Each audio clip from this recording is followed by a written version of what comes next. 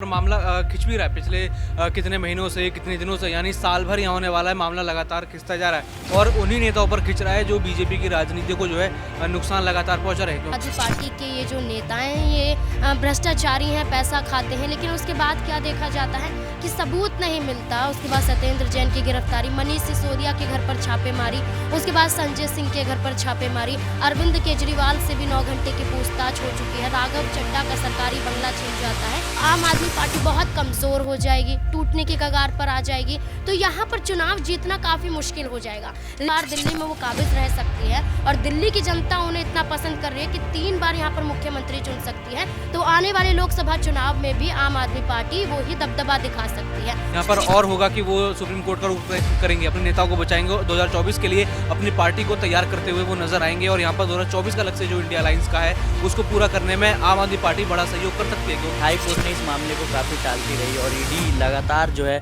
वो समय की मांग करती रही और जो है कोर्ट से उसको लगातार समय मिलता गया। तो मुझे लगता है अब ये मामला जो है सुप्रीम कोर्ट में पहुंचा है, जो कि सबसे बड़ी अदालत है। तो मुझे लगता है वहाँ पे जो है मनीष सिसोदिया को इंसाफ ज़रूर मिलेगा, लेकिन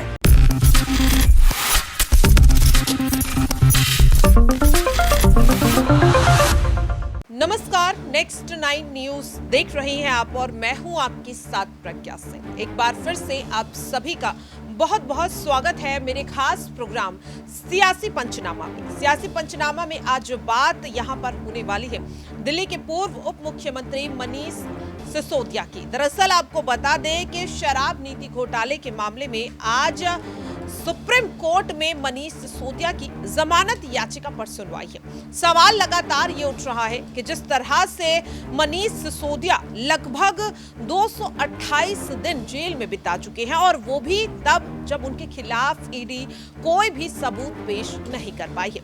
पिछले सुनवाई में ईडी को लेकर सुप्रीम कोर्ट ने ये साफ कह दिया था कि सबूत लाओ वरना इस मामले को अब बंद कर दिया जाएगा। क्या ईडी अब वाकई में सुप्रीम कोर्ट के सामने सबूत पेश कर पाएगी या फिर मनीष सिसोदिया जो लगातार कोशिश कर रहे हैं कि उन्हें जमानत मिल जाए, क्या उन्हें जमानत मिल पाएगी? क्योंकि आज मनीष सिसोदिया की जमानत याचिका पर सुप्रीम कोर्ट में सुनवाई है और कल संजय सिंह जो आम आदमी पार्टी के राज्यसभा सांसद हैं और इस वक्त वो भी ईडी के शिकंजे में हैं, कल उन्हें लेकर के दिल्ली के राउज एवेन्यू कोर्ट में सुनवाई है। दोनों ही नेताओं को दिल्ली शराब नीति घोटाले के मामले में गिरफ्तार किया गया था। मनीष सिसोदिया जेल में बंद है तो संजय सिंह इस वक्त ईडी की हिरासत में है।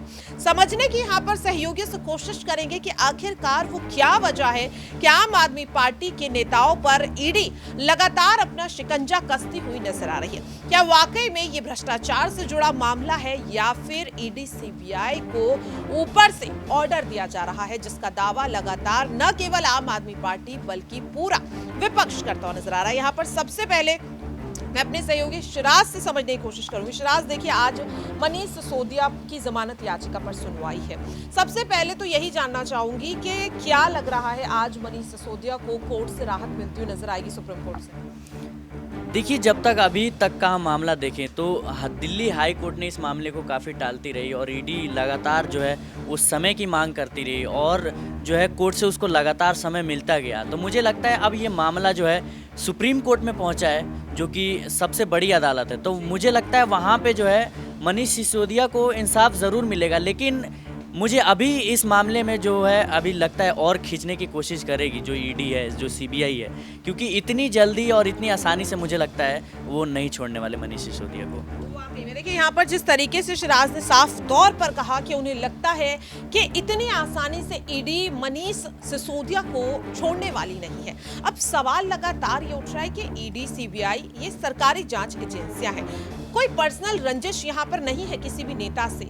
यहाँ पर जिसके खिलाफ भ्रष्टाचार के सबूत मिलते हैं या फिर कोई ऐसे लीड मिलती है, उसके आधार पर ही ईडी सीबीआई अपनी कार्रवाई करते हैं, जाहिर सी बात है। लेकिन जितनी फुर्ती यहाँ पर विपक्ष के नेताओं पर ईडी सीबीआई दिखाते हुए नजर आती है, वो फुर्ती आखिरकार सत्ताधारी पार्टियों के नेताओं पर क्यों नहीं दिखाई जाती? क्योंकि आपको बता दें कि जो इस वक्त केंद्र में मंत्री हैं उनके खिलाफ भी कई मामले हैं भ्रष्टाचार के, लेकिन उनके घर पर रेड नहीं पड़ती है। इसी सवाल को लेकर मैं दौलत से समझना चाहूंगी। दौलत, देखिए जिस तरीके से अभी शहजाद ने भी कहा कि ये मामला खिंचने वाला है, लेकिन सवाल ये है कि ईडी सीबीआई जो सरकारी जांच एजेंसियां हैं, क्या आपको भी ऐसा लगता है कि विपक्ष को लेकर के उनकी कार्रवाई एकदम तेज हो जाती है और जब सत्ताधारी पार्टी की बात आती है तो कहीं ना कहीं ईडी सीबीआई जो है वो सुस्त नजर आती है?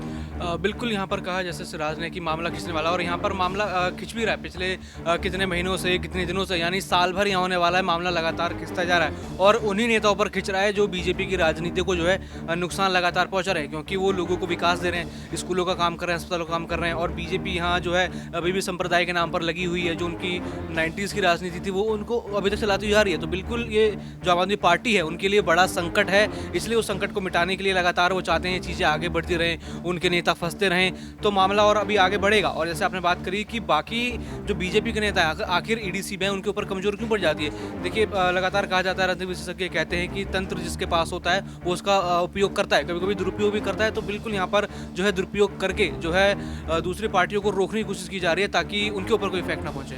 वाकई में देखिए यहाँ पर जिस तरीके से दौलत ने भी साफ तौर पर कहा कि जिस तरीके से ईडी सीबीआई की जो कार्रवाई है वो आखिरकार क्यों यहाँ पर सत्ताधारी पार्टी पर कमजोर जाती है। यहाँ पर मेरा अगला सवाल ये रहेगा दौलत कि देखिए जिस तरीके से अगर हम बात करें, आज काफी ज्यादा उम्मीद लग रही कि मनीष सिसोदिया को जेल से राहत मिल जाएगी, और सबसे बड़ी बात कि ये मामला सुप्रीम कोर्ट में है। जब कहीं से कोई उम्मीद नजर नहीं आती है तो सुप्रीम कोर्ट की तरफ रुख किया जाता है, और बीते कुछ समय से हम देख भी रहे हैं कि सुप्रीम कोर्ट ने कई मामलों में ऐसा फैसला दिया है जिन्हें हाई कोर्ट या निचली अदालत ने कहीं ना कहीं इनकार किया। यहाँ पर अगर हम ताजा यहाँ पर मामला ले तो राहुल गांधी का ले सकते हैं, क्योंकि उन्हें सुप्रीम कोर्ट से ही राहत मिली।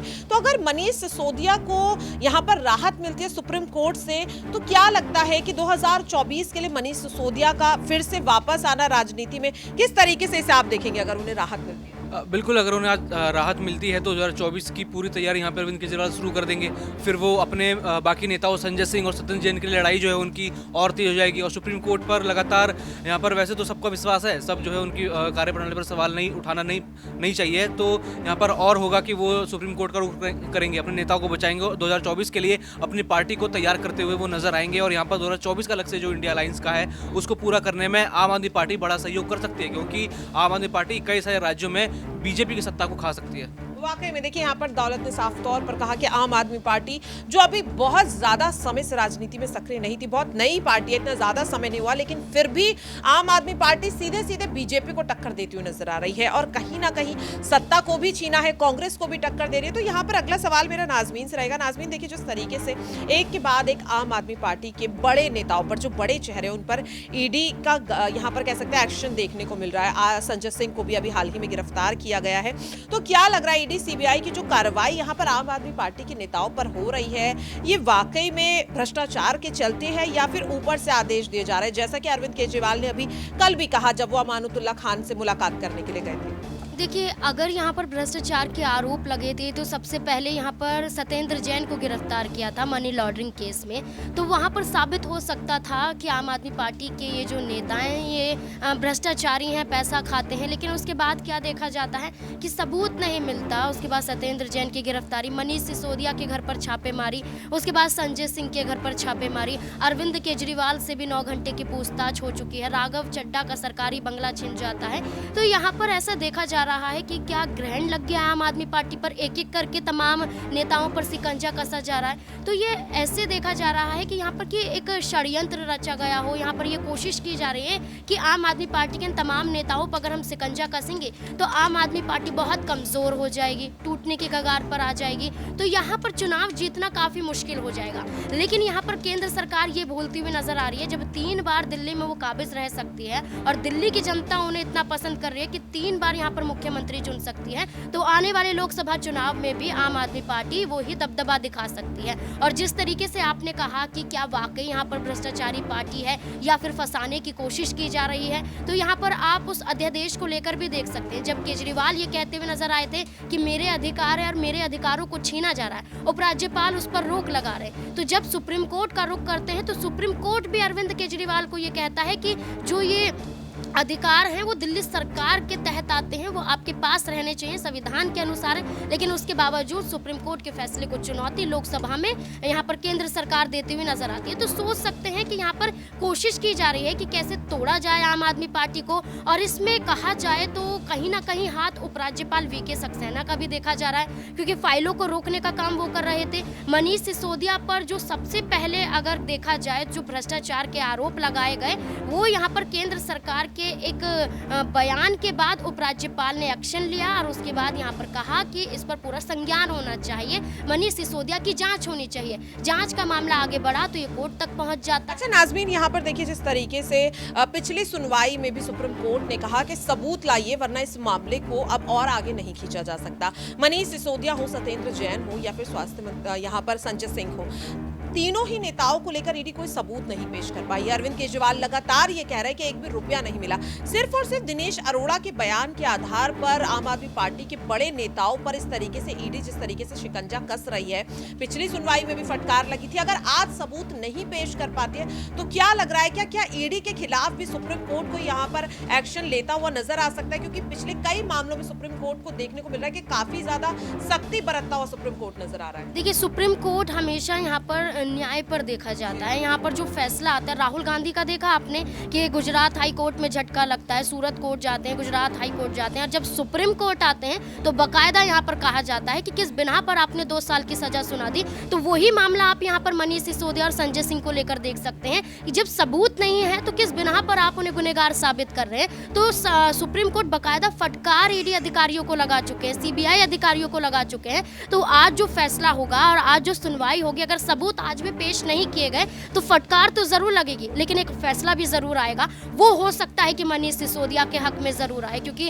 काफी लंबा समय बीत गया है। जैसे कि आपने शुरुआत में ही कहा कि 228 दिन हो चुके हैं जेल में बंद हुए, तो आप सोच सकते हैं कितना लंबा समय, सबूत नहीं उसके बावजूद भी जेल में बंद है। तो यहाँ पर आज जो फैसला होगा, जहाँ तक लगता है कि मनीष सिसोदिया को राहत जरूर मिलनी चाहिए। वाकई में देखिए यहाँ पर जिस तरीके से नाज़मीन ने भी साफ तौर पर कहा कि अगर आज ईडी सुप्रीम कोर्ट के सामने सबूत नहीं पेश कर पाती है तो शायद आज मनीष सिसोदिया को बड़ी राहत सुप्रीम कोर्ट से मिल सकती है। देखिए सुनवाई जो है वो थोड़ी देर में शुरू हो जाएगी, देखना होगा कि आखिरकार सुप्रीम कोर्ट से आज मनीष सिसोदिया को राहत मिलती है या फिर झटका। फिलहाल के लिए मेरे खास प्रोग्राम सियासी पंचनामा में आज के लिए इतना ही।